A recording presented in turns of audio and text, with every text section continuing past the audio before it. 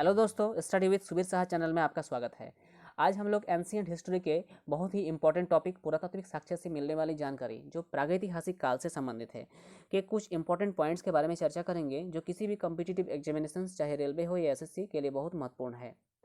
तो वीडियो को शुरू करते हैं। वीडियो को अंत तक देखिएगा। अगर अच्छा लगे तो लाइक कीजिएगा, शेयर कीजिएगा, सब्सक्राइब कीजिएगा। तो पहला क्वेश्चन ये है, भारतीय पुरातत्व शास्त्र का जनक, फादर ऑफ इंडियन आर्कियोलॉजी किसे कहा जाता है? फादर ऑफ इंडियन आर्कियोलॉजी कहा जाता है सर अलेक्जेंडर कनिंघम को। सर अलेक्जेंडर कनिंघम को फादर ऑफ इंडियन आर्कियोलॉजी कहा जाता है। आगे का क्वेश्चन देखते हैं, सर्वाधिक प्राचीन अभिलेख किस स्थान से मिले हैं? सर्वाधिक प्राचीन अभिलेख किस स्थल से प्राप्त हुए हैं? बोगाजकोई, जो एशिया माइनर में अवस्थित है, एशिया मध्य एशिया में 1400 ईस्वी पूर्व में मिला है। आगे क्वेश्चन देखते हैं, अशोक के अधिकतर अभिलेख किस लिपि में लिखे गए हैं? अशोक जो मौर्य वंश के शासक थे, अशोक के अधिकतर अभिलेख किस लिपि में लिखे गए हैं? आंसर होगा खरोष्ठी लिपि में लिखे गए हैं। खरोष्ठी लिपि क्या है? खरोष्ठी लिपि एक ऐसी लिपि है जो फारसी लिपि की तरह है, जो दाईं से बाईं ओर लिखी जाती है। बहुत इंपॉर्टेंट है, दाईं से बाईं ओर लिखी जाती है। खरोष्ठी लिपि की जो अभिलेख है, अधिकतर अभिलेख वो पाकिस्तान में मिलते हैं। दो नाम याद रखिए, बहुत इंपॉर्टेंट है खरोष्ठी लिपि के। एक है मानसहरा अभिलेख और एक दूसरा है शाहबाजगढ़ी। मानसहरा अभिलेख और शाहबाजगढ़ी अभिलेख जो खरोष्ठी लिपि में लिखे गए अशोक के अभिलेख हैं।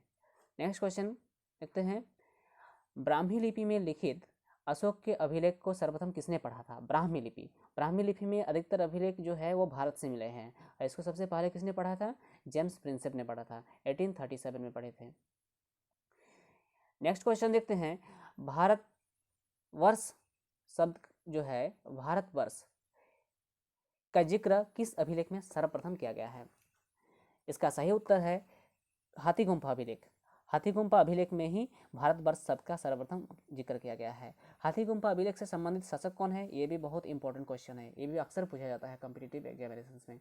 हाथीगुम्फा अभिलेख जो है वो कलिंगराज खारवेल से संबंधित है।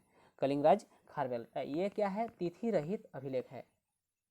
तो याद रखिए, हाथीगुम्फा अभिलेख कलिंगराज खारवेल से संबंधित है। और कुछ इंपॉर्टेंट पॉइंट्स अभिलेख से है, जूनागढ़ गिरनार अभिलेख, उससे संबंधित शासक कौन है?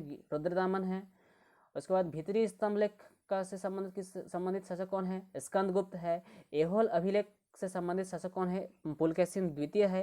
प्रयाग स्तंभ लेख से संबंधित शासक है समुद्रगुप्त। ये इंपॉर्टेंट है, याद रखिए, नोट कर सकते हैं। नेक्स्ट क्वेश्चन देखते हैं, सर्वप्रथम भारत पर होने वाली हून आक्रमण, सर्वप्रथम भारत पर होने वाली हून आक्रमण की जानकारी कहाँ से मिलती है? सर्वप्रथम भारत पर होने वाले हून आक्रमण की जानकारी कहाँ से मिलती है? भीतरी स्तंभ लेख से मिलती है। कहाँ से मिलती है? भीतरी स्तंभ लेख। अभी हम लोग बताए भीतरी स्तंभ लेख से संबंधित शासक कौन है? स्कंदगुप्त है।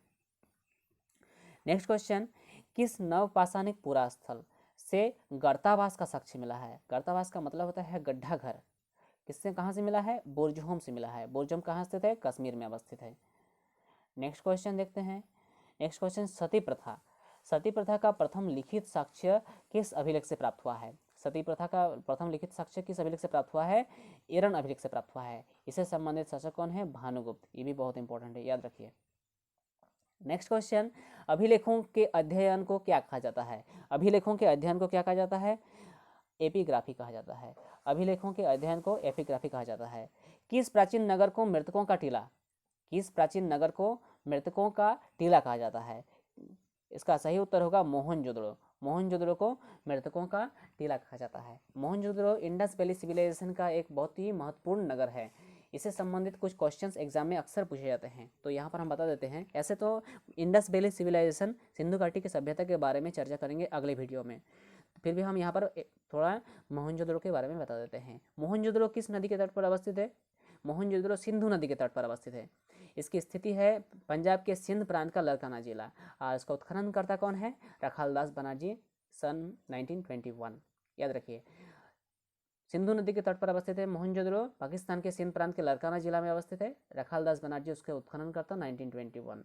और एक बात है, हड़प्पा रावी नदी के तट पर अवस्थित है। इसके उत्खनन करता है दयाराम साहनी। सबसे पहले इसका ही उत्खनन हुआ था हड़प्पा का, तो 1921 में दयाराम साहनी ने किए थे। अगले क्वेश्चन देखते हैं, प्रागैतिहासिक काल में गुफाओं के शैल चित्र के लिए प्रसिद्ध स्थल भीमबेटका। प्रागैतिहासिक काल में गुफाओं के शैल चित्र प्रसिद्ध स्थल है, बहुत इंपॉर्टेंट है, भीमबेटका। भीमबेटका किस राज्य में अवस्थित है? भीमबेटका मध्य प्रदेश में अवस्थित है। भारत के राज्य मध्य प्रदेश में भीमबेटका अवस्थित है। भीमबेटका, देखिए। दूसरा क्वेश्चन है, मनुष्य ने सर्वप्रथम किस धातु का प्रयोग किया? ये तो आपको सब लोगों को पता ही होगा। सर्वप्रथम मनुष्य ने तांबा का प्रयोग किया। नेक्स्ट क्वेश्चन है, आग का आविष्कार किस काल में हुआ है? आग का आविष्कार हुआ है पुरापाषाण काल में। पुरापाषाण काल में आग का आविष्कार हुआ है। नेक्स्ट क्वेश्चन है, पहिए का आविष्कार किस काल में हुआ है? पहिए का नवपाषाण काल में हुआ है। और कृषि का आविष्कार हुआ है नवपाषाण काल में।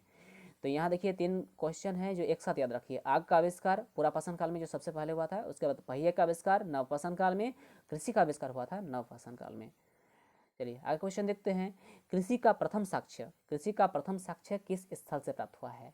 कृषि का प्रथम साक्ष्य प्राप्त हुआ है मेहरगढ़ से। मेहरगढ़ कहाँ स्थित है? मेहरगढ़ पाकिस्तान में स्थित है। मेहरगढ़ कहाँ स्थित है? पाकिस्तान में स्थित है।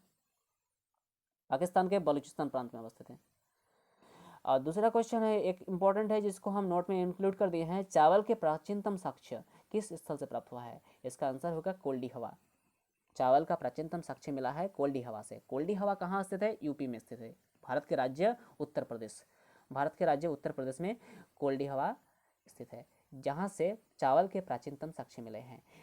अगले क्वेश्चन में जाते हैं। जो हम थोड़ी देर पहले चर्चा किए हैं, देखिए रुद्रदामन का संबंध किस अभिलेख से है? रुद्रदामन का संबंध जूनागढ़ जो गिरनार अभिलेख है उससे संबंधित है। रुद्रदामन का संबंध बहुत इंपॉर्टेंट है। दूसरा क्वेश्चन है, सिक्कों पर लेख लिखने का कार्य सर्वप्रथम किन शासकों ने किया? किस शासकों ने किया? सिक्कों पर लेख लिखने का कार्य सर्वप्रथम यवन शासकों ने किया। बहुत इंपॉर्टेंट क्वेश्चन है, याद रखिएगा। थैंक यू दोस्तों, वीडियो को यहीं पर समाप्त करते हैं। अगर वीडियो अच्छा लगा तो लाइक कीजिएगा, शेयर कीजिएगा, सब्सक्राइब कीजिएगा। अगर अच्छा नहीं लगा तो डिसलाइक भी कर सकते हैं। Thank you.